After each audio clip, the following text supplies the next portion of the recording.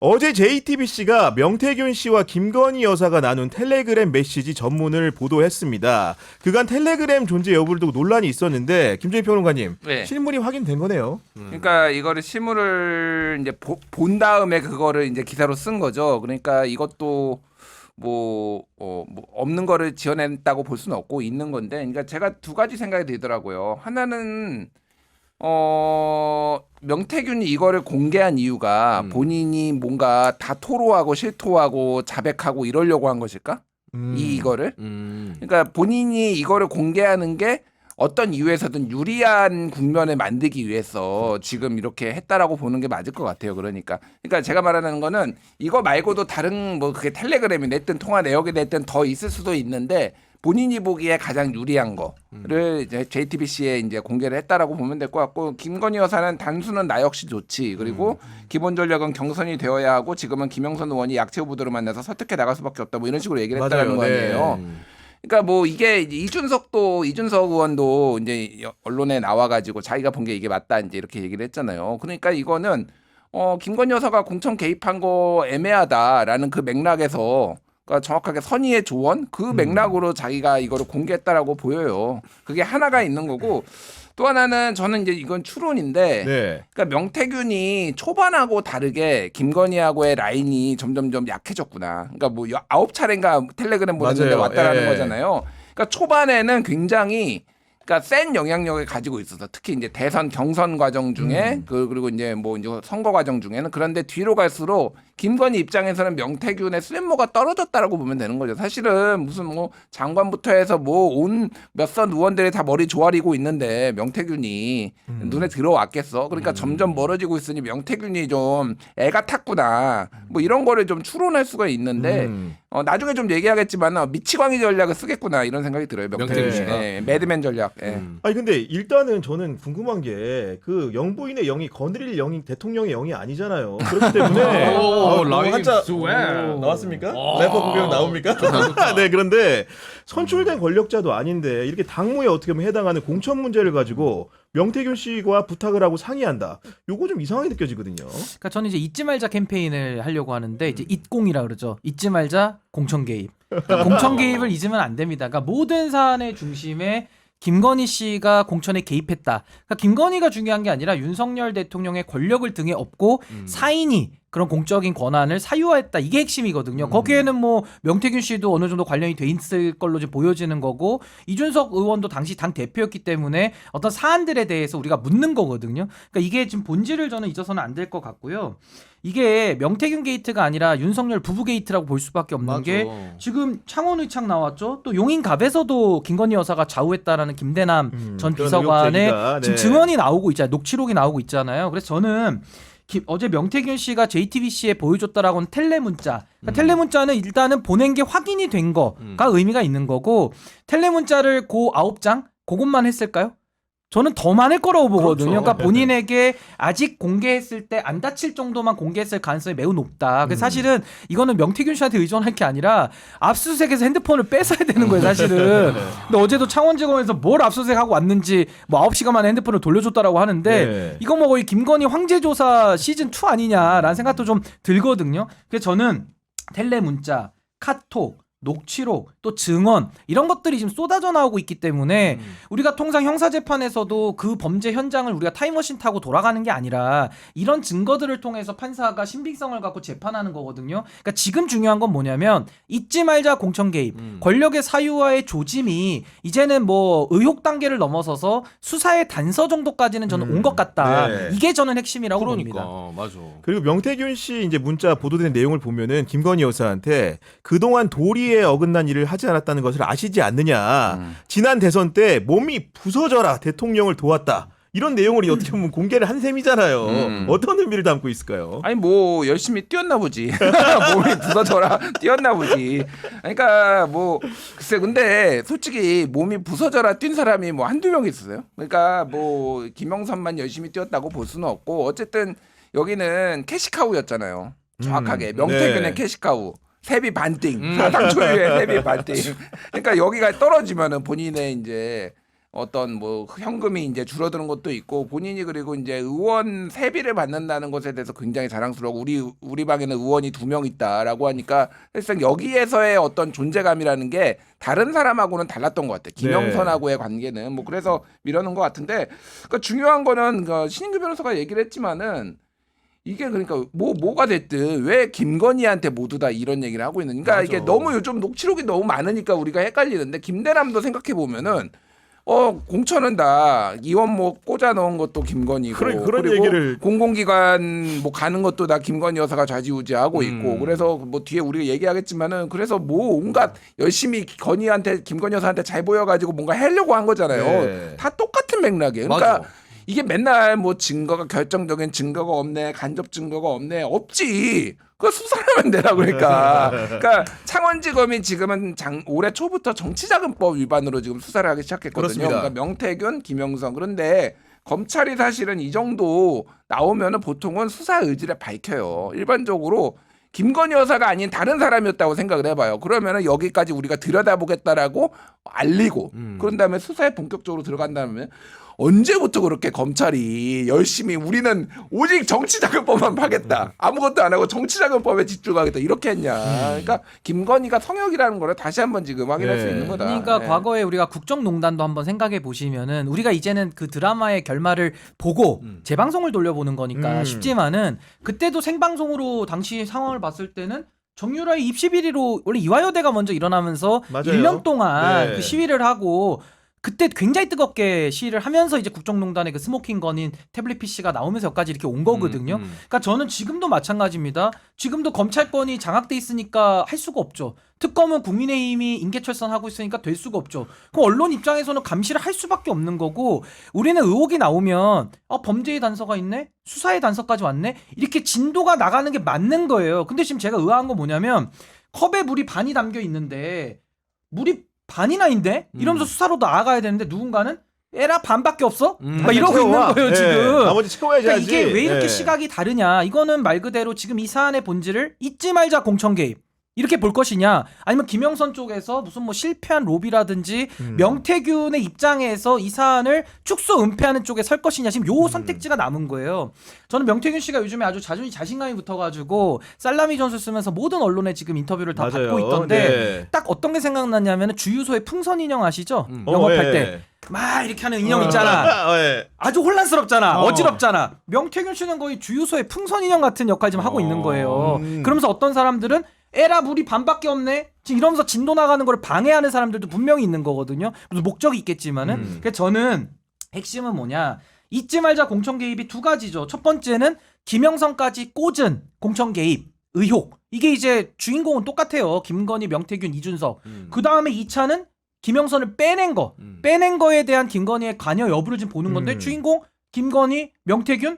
당시엔 이제 한동훈으로 바뀌었고 이준석 의원은 당시에 이제 옆에 문지방에서 봤다 이거거든요. 문지방에서 뭘 봤는지 얘기를 안 하니까 우리가 물어봤던 거고. 네. 그러니까 결과적으로 1차와 2차 내지는 여러 지방선거까지 있었기 때문에 선거가 되게 많이 열렸는데 거기서 명태균 씨가 어떤 역할을 해가지고 어떤 영향력을 가졌느냐, 요게 핵심이란 말입니다. 그래서 저는 이준석 의원에게는 하나만 여쭙고 싶은 게 어제 JTBC 또 나와가지고 오대영 네. 인터뷰를 오대영 오늘 기자랑 CBS에도 나왔습니다. 네, 근데 네. 어제 인터뷰를 제가 보니까 과거 2020년도 지금 문제가 제가 삼고 있는 이 공천에 대해서 잘 됐다는 식으로 얘기를 해요. 뭐 22년, 김영선이 네. 김영선 의원이 받을 만해서 받은 거고 당시에는 뭐 이재명 대표 보궐 얘기하고 그러니까 자꾸 묻는 얘기에 답을 안 하고 다른 것 때문에 거긴 신경 못 썼다라는 취지 같아요. 그 신경을 못 썼으니까 더더욱 고양이들이 생선을 몰래 도둑질할 만한 여건이 열렸다라는 반증 같기도 하거든요. 근데 이준석 의원이 작년에 MBC에 김종배 그 인터뷰 나와가지고 뭐라 그러냐면 정진석 공관위원장 당시 지방선거를 공천했던 분인데 그때 이제 사이가 안 좋으니까 앵커가 질문을 하니까 이렇게 얘기를 합니다. 정진석 위원장이 용산을 바라봤겠죠? 이렇게 얘기를 해요. 이준석 의원이. 그럼 용산 개입설을 부분적으로 인정을 하잖아요. 그러면서 왜 그렇게 했겠냐라고 물어보니까 뭐 정진석 의원이 누군가의 덕을 보려고 그랬겠죠라고 하니까 용산에 있는 누군가를 밝혀야 되는 거예요. 그걸 저는 김건희 씨로 의심을 하는 겁니다. 그래서 저는 지금 여러 당사자들이 주유소 풍선 인형처럼 굴고 또 요 컵에 물 반을 담긴 거에 대해서 애게 반밖에 없네라면서 자꾸 이 사안을 축소 은폐하려고 하는데 그래도 본질은 바뀌지 않는다. 잊지 말자 공천 개입이고 김건희의 어떤 역할, 명태균의 영향력을 우리는 더 집중해서 검증해야 된다. 저기 봅니다.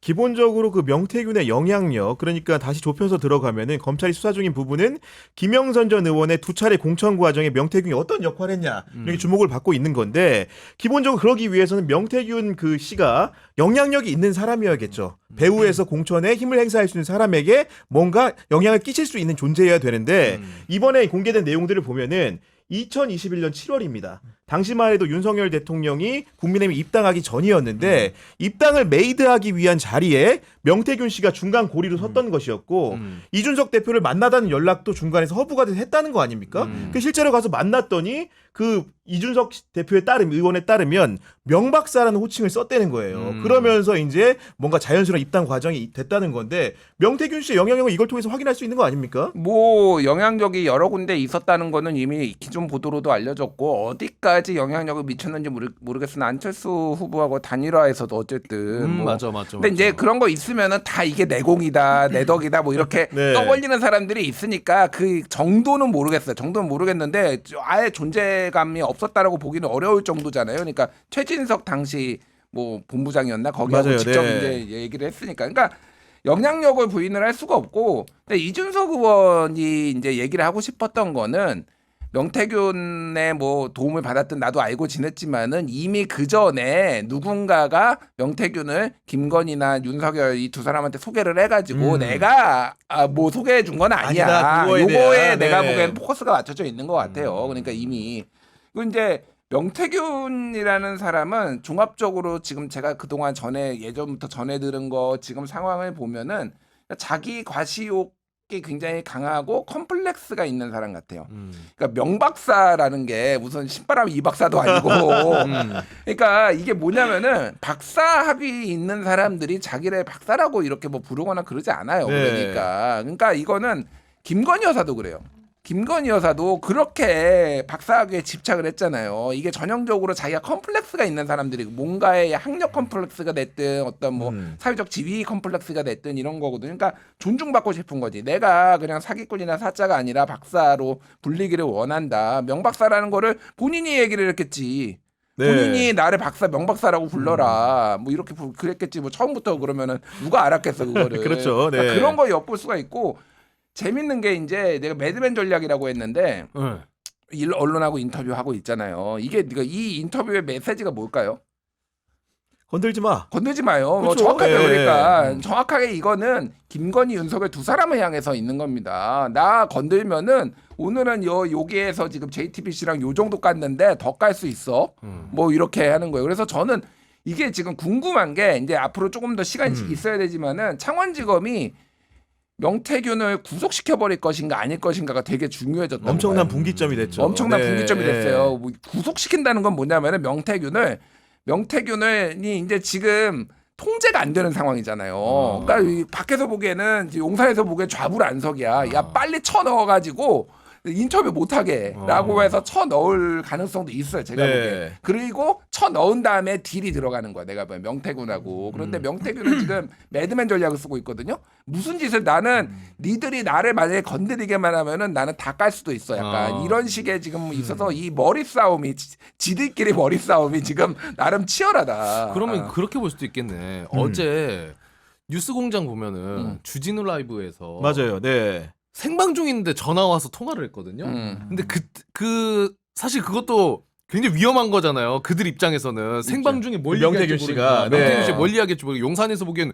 야 이거 생방인데 근데 어제 들어보니까 아직까지는 조금 그래도 김건희를 지켜주려고 하는 듯한 뉘앙스를 계속 메시지를 내는 것 같아요. 아니 그러니까 그게 정확한 메시지. 나를 더 건드리면은 나도 몰라. 난 주진우도 뭐 김어준하고도 하고 나 다 할 거야. 이거를 지금 계속 시그널을 보내고 있는 거지. 아니 어제 스픽스에서도 맞아. 그 단독으로 연결이 돼가지고 이제 노영희 변호사 또 이제 집중적으로 물어보고 했던데 기본적으로 이겁니다. 어제도 보면은 그 JTBC 공개된 내용 중에 구술로 전해지는 게 몇 차례 통화도 했다는 말을 또 남겨요. 그러니까 기본적으로 우리가 그분이 통화 녹음을 해서 음성 파일을 갖고 있는지 아닌지는 잘 모르겠지만 굳이 문자 메시지 내용을 공개를 하면서 자기는 그와 관련해서 통화도 했다라는 말을 남기면서 통화는 무슨 얘기했을까라는 궁금증까지 자연히 자아내면서 자신의 위력을 과시하는 아까 김준일 선배가 얘기했던 그런 부분들에 다 있는 게 있는 거거든요. 그러니까 저도 여기서 좀 중요한 게 김건희의 공천 개입이 핵심인데 거기에 명태균이 지금 고리로서 김영선을 꽂은 거고 월급을 반띵하면서 영향력을 계속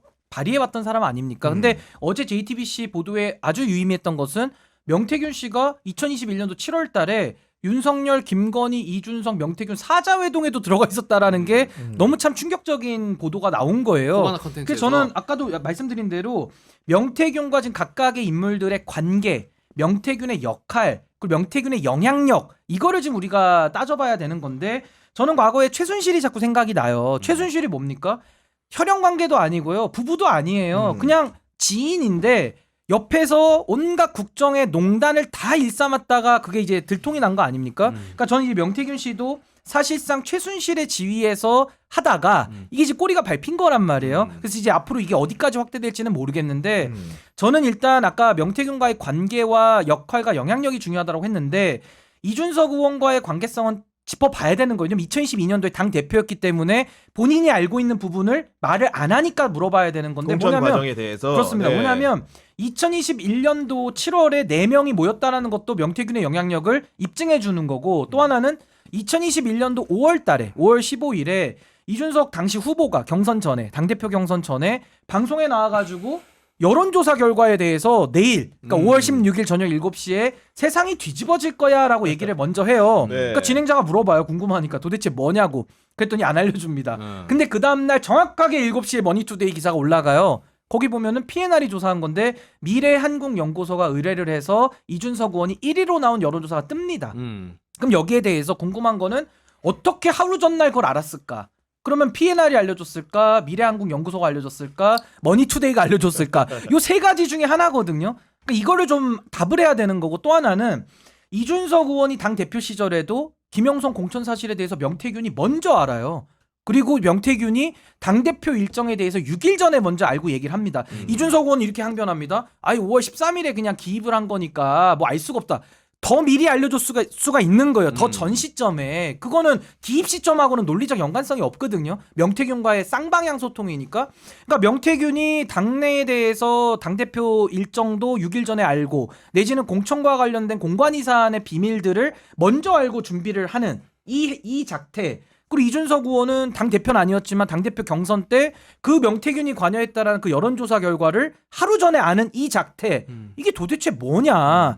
그러니까 그 영향력을 가지고 2021년도가 지납니다. 2022년도에 대선 이기고 지방선거와 보선의 장이 열리니까 명태균은 그 관계성과 그 영향력, 대선 승리의 영향력을 가지고 본인의 사람도 꽂기가 수월했던 거 아니냐. 내지는 꽂는 과정을 이준석 의원은 당 대표로서 그냥 알면서도 묵인한 거 아니냐. 그러니까 이런 부분들에 대해서 좀 밝혀질 게 되게 많은데 중요한 거는 당사자들이 묻는 말에 답을 안 하고 자꾸 예를 들어요. 뭐 예를 들어 A라는 질문을 하면 예를 들어 설명해 볼게요 라고 하든지 아니면 구체적인 질문을 받아도 일반론을 가지고 설명을 합니다. 그러니까 안 맞는 거예요. 그래서 저는 구체적으로 심플하게 2021년도 5월 15일에 방송 나와서 그 PNR 조사를 어떻게 먼저 알고 떠들었냐 이런 것들을 물어보고 답을 얻어야 되는데 아직 지금 물어보지 않고 답을 안 하고 있거든요. 그러니까 저는 아까 다시 한번 돌아가지만 명태균과의 관계, 역할, 영향력 이게 핵심이란 말이죠. 그리고 그것도 핵심도 아니고 결국 김건희로 가야 돼요. 근데 올라가기 위해서는 그 개선을 밟고 올라가야 되기 때문에 네. 명태균의 역할과 지위는 굉장히 중요한 부분이다. 결국은 아까 이제 이준석 그 의원의 부분을 말씀해 주신 것이고 결론적으로는 명태균 씨와 김건희 여사가 직접 소통했다라는 건 명백한 사실로 드러난 상황이기 때문에 국민의힘 내부에서도 이게 사실은 정권 초반도 아니고 방금 전이잖아요. 얼마 되지 않은 시점에 이런 소통이 있었다는 걸 알게 되다 보니까 김건희 여사가 최소한 사과는 좀 해야 되지 않느냐. 특검법 처리를 앞두고 국힘 내부에서도 이런 얘기들이 좀 나오기는 합니다. 보니까요. 네. 근데 오늘 뭐 기사 어제 오늘 나온 기사 보면 그래서 도대체 뭘 사과하라는 거냐? 너무 많아요 사과에. 그러니까 이런 거잖아요.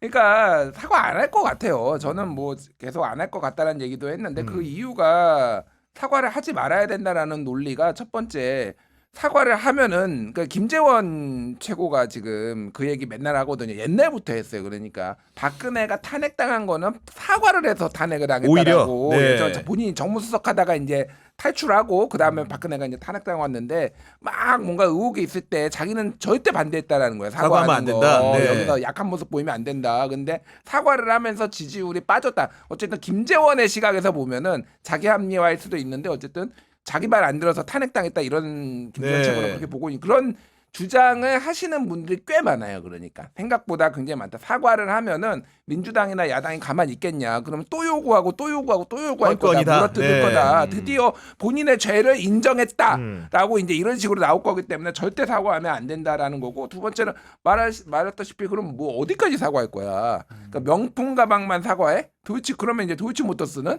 그러면 이거 뭐 공천 개입 의혹은 예를 들면 뭐 전당대회 개입 의혹은 뭐 그러니까 한두 개가 아닌 거야. 그러니까 뭐를 어떻게 해야 될지도 모르겠고 타이밍도 애매하다. 뭐 이래서 사과는 제가 보기에는 그러니까 친한계 의원들이 주도하거나 이제 친한계 뭐 이렇게 그런 뭐 분들이 하잖아요. 뭐 김종혁이라든지 뭐 이런 분들이 맞아요. 요구하고 네. 있는데 그분들도 별로 할 거라고 생각 안 할 거예요. 근데 이제 명분인 거지, 명분. 그러니까 이거는 움직임, 그러니까 이게 갈수록 그 윤한 갈등이 세지잖아요. 지금 이게 여러모로 맞아요. 예. 커지고 있잖아요. 그러니까 만약에 이제 이탈을 하거나 소신표를 던지거나 뭐 다른 행동을 하기 위한 최소한의 명분이 아닌가 저는 그렇게 봐요. 그 당내에서 네. 김건희 여사에 대한 공식적인 목소리가 나올 수밖에 없는 이유는 이 명태균 씨 비단 사건뿐만이 아니고 도이치모터스 주가 조작 사건도 사실 굉장히 농도 깊게 많은 얘기들이 나오잖아요. 아니, 우리 도이치모터 전문가 아닙니까 또 우리 아, 박수환 저 씨가 많이 또, 예. 열심히 찾아보고 있죠. 네. 근데 워낙 증거들이 많아가지고 빼박이지 빼박. 이거는 얘기하신 것처럼 나는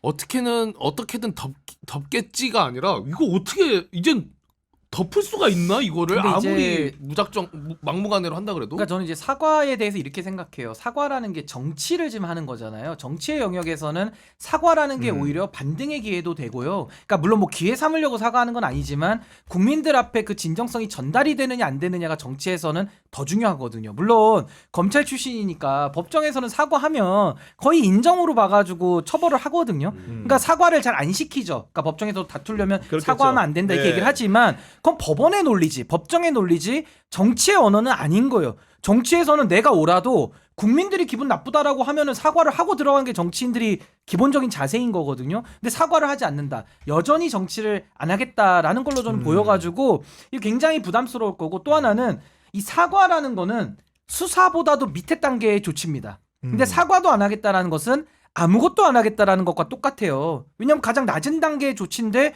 이것도 지금 자존심 안 하는 상하거나 거니까, 네. 예, 검찰 정치의 잔재 때문에 못 하겠다는 거 아닙니까? 그러면 역으로 물어보고 싶은 게 지금 김건희 논란 때문에 이 나라가 2년 6개월 동안 그냥 샌드위치처럼 껴버렸는데 앞으로 가지를 못하고 있는데 여기서 그러면 남은 2년 반도 역시 김건희 정국으로 그럼 끝까지 가겠다는 거냐. 해결 방법이 없는 거예요. 해결 방법이. 근데 이렇게 가가지고는 결국 그 모든 부담은 국민들에게 돌아오고 국민들의 분노는 윤석열 대통령에게 가는 겁니다, 사실은. 네. 그러니까 이거는 정말 어리석고 미련한 꼴통 정치를 하고 있는 거다. 꼴통 정치. 지금 김대남이 정확하게 봤잖아. 그래서 꼴통이라고. 꼴통 정치 인정합니다. 김대남 씨가 표현력이 좋더라고요. 아니. 주저리 떠든다 그러고 꼴통이라 제가 그러고. 예언합니다. 1년 뒤 유튜버로 돌아옵니다. 김대남의 시사 분석. 그런 상황인데 말씀해 주시죠. 지금 박수환 씨. 댓글로 한 분이 우리 신인규 변호사 얘기하니까 신변 많이 컸네. 이제 당 차려도 되겠다 하는데 실패는 원래 또 창당 성공의 어머니. 준비를 하시다가 그래요? 이런 어머니가 또 상황이었는데 실패. 일단 정당을 바로 세운 다음에 잘했죠. 네, 아니 정바세는 계속 달립니다. 네. 아니 그리고 대통령 그 취임식에 온 사람들이 아직까지도 지금 계속 기사로 회자돼요. 그러니까 과거에 이제 명태균 씨 얘기도 최근에 나왔는데 한겨레 신문이 또 국가 보도하기를 조작범들. 그 PP 패밀리라고 이제 블랙펄 패밀리라는 거 아닙니까? 그렇죠. 거기에 이제 핵심적인 멤버라고 이제 어떻게 보면 주포 중에 하나가 구술했던 검찰에서 김모 씨. 이모 씨하고 김모 씨도 취임식에 왔다는 겁니다 지금. 흑진주파라고 보통 얘기를 해요. 흑진주파 이제 핵심 5명 중에 이제 김건희 여사가 있다라는 진술이 JTBC에 이제 자기들끼리 네. 얘기한 게 이제 있는 거고 뭐 거기에 문모 씨 뭐 핵심적으로 활동했던 그 이종호의 뭐 뭐였지? 뭐 무슨 친인척이었는데 그 네, 사람도 민모 못 씨, 들어. 민모 천안, 씨. 민모 씨, 네. 민모 씨. 천안. 천안. 천안도 못 들어갔는데 들어갔을 정도로 그러니까 뭐 다 깨지는 거죠. 그러니까 이게 이종호랑은 언제 연락했는지 기억도 안 난다 뭐 이렇게 얘기를 하고 그런데 이종호랑 2020년에 9월에 뭐 통화했던 거 뭐 다 들통나고 그러니까 그 끈적끈적한 관계고 계속 관계를 유지해왔다는 거를 이제 알 수가 있는 거죠. 그러니까 이제 이게 사실 제가 요즘 약간 피로감을 느껴요. 근데 우리 시청자분들도 화도 많이 나면서 피로감을 느끼는 게 이거 언제까지 이거 지켜봐야 되고 뭐 언제까지 더 무슨 증거가 필요해? 그러니까. 이거는 이제 언론이나 뭐 옆에서 할 거나 할 만큼 해서 그냥 수사 들어가면 됩니다. 이거를 왜 결론을 안 내리냐고 검찰이. 그러니까 제가 그 얘기 했잖아요. 지금 검찰도 주고권 이거 계속 흘리고 있는 게 검찰 내 관계자 만났는데 우리 죽겠다. 특검 좀 가자 제발. 이거를 도대체 못해서 이거 기소도 못 하겠고 네. 그렇다고 기소 안 할 수도 없고 언제까지 이럴 수도 없으니까 특검 가면은 진짜 해피하거든 검찰 입장에서는. 그러니까 그렇죠. 이제 손 놓고 이제 넘기면 되잖아요. 본인들이 이 정도까지 수사해 놨으면은 검찰도 할 것도 없어요 솔직히. 그치. 조금만 더 이제 불러다가 조사하고 해서 기소하면 되거든요. 그치. 그러니까 진짜 5,300만이 해피하다. 딱 윤석열, 김건희 2명 빼놓고 특검 가면은 국민의힘에 뭐 무슨 당직자들 나와서 이상한 소리 삑삑 해야 되는데 그런 이상 무리한 실드 안 쳐도 되잖아 이제. 특검 가면은 수사 결과를 지켜보시죠. 그러니까 모두가 해피하다고 이게 진짜. 아니 그리고 특검에 대해서도 또 거부권의 명분 자체가 또 위헌 얘기를 또 꺼내는데 네. 아니 거부권을 쓰는 게 위헌이지 특검이 왜 위헌입니까? 그럼 박영수 특검의 윤석열 수사팀장 또 얘기를 해야 되거든요. 본인도 특검 가가지고 수사를 했고 성과를 내가지고 서울중앙지검장까지 간 역사가 있는데 특검이 위헌이다 이렇게 얘기하면 설득력이 떨어지잖아요. 맞아요. 네. 그래서 저는 이제 이게 앞뒤 순서가 있는 거기 때문에 일각에서는 뭐 영부인법 만들자 이렇게 얘기를 해요. 근데 저는 제도적으로 뭐 조치를 취하는 건 당연히 필요한데 일에는 순서가 있다는 거예요. 즉 김건희가 어떤 악행과 어떤 만행을 저질렀는지 아직 수사를 통해서 밝힌 게 하나도 없어요. 그렇지. 다 의혹 단계거든요. 맞아. 그러면은 빨리 특검을 통해 가지고 어떠한 문제들이 나왔고 여기서 제도적 미비가 뭐냐 이건 후에 따져야 되는데 지금도 일각에서 뭐 영부인법 만들자 이렇게 나와 버리면은 완전히 순서가 뒤바뀌는 뒤바뀌. 거거든요. 그러니까 네. 지금은 딴소리 하는 사람들은 다 의심해 봐야 돼요. 그러니까 딴소리 하지 말고 김건희 문제를 특검을 통해서 관철시키자. 이것만 해도 힘들어요. 그러니까 이것만 이게 해도 어려운 겁니다. 사실은. 여당 쪽에서는 지금 뭐 민주당에서는 뭐만 하면 특검이냐, 뭐 특검 공화국이냐 이런 얘기까지 하는데 그 말이 맞으려면은 뭐 증거도 없고 의혹도 없는데 특검 해야 그 말은 그렇게 하면 맞지. 그 말이 맞지, 그럼. 예를 들어 이번 네. 체코 갔다 온 거, 야 체코 특검 하자 이러면은 그게 맞아 떨어질 수 있지. 근데 아무것도 증거는 넘치는데 해결이 안 되니까 네. 그러니까 지금 하는 거 아니에요? 아니 그래서 저는 설렁탕 먹을 때도 특으로 시킨다니까 요즘에 특검을 하고 싶어서 특검 때문에 좋은데요? 여기 좀 짭짤해서 그런 거 아니에요? 아닙니다. 특검 때문입니다. 특검. 근데 그 순간에 시방쇼에서 또 슈퍼챗을 야, 이거는 박수 한번 치고 가야 됩니다. 네, 너무 감사합니다. 신인규 변호사님 화이팅. 종신계약 하도록 하겠습니다. 고맙습니다. 네. 아니 한동훈 대표가 오늘 그 기자들 만나서 백브리핑하는 과정에서 약간 기류가 바뀐 얘기를 했는데 물론 김건희 특검법 도입은 당론으로 반대라는 걸 분명히 했습니다. 그러나 이 부분에 대해서 김건희 여사와 관련한 문제들에 대해서 여러 가지 생각들이 있을 것이라는 것으로 알고 있고 당에서도 생각들이 많을 겁니다. 말이 좀 길죠. 많을 거다. 국민들이 보시는 시각도 다양할 것이고요. 이러면서 이제 특검은 이제 당론으로는 이제 받아들일 수 없다. 기본적으로 지금 민주당이 하는 특검이 문제라는 것이지 김건희 여사에 대한 국민과 우려를 또 한 자락 깔고 또 얘기를 하고 있거든요. 그러니까 이것도 결국 보면은 최혜병 특검법처럼 뭔가 삼자적인 추천이라든가 객관성이나 공정성이 담보되는 형태의 대안을 언젠가 또 뭐 했는데? 제시할 수 있지 않을까라는 생각도 최혜병 하게 특검 되는데. 관련된 거 뭐 네. 냈는데 그러면 한게 없잖아. 뭐 냈는데 얘기해봐 그러면은 냈으면은 내가 그래도 그래 대안이라도 뭐 있나 들어보자 할 텐데 안 냈잖아.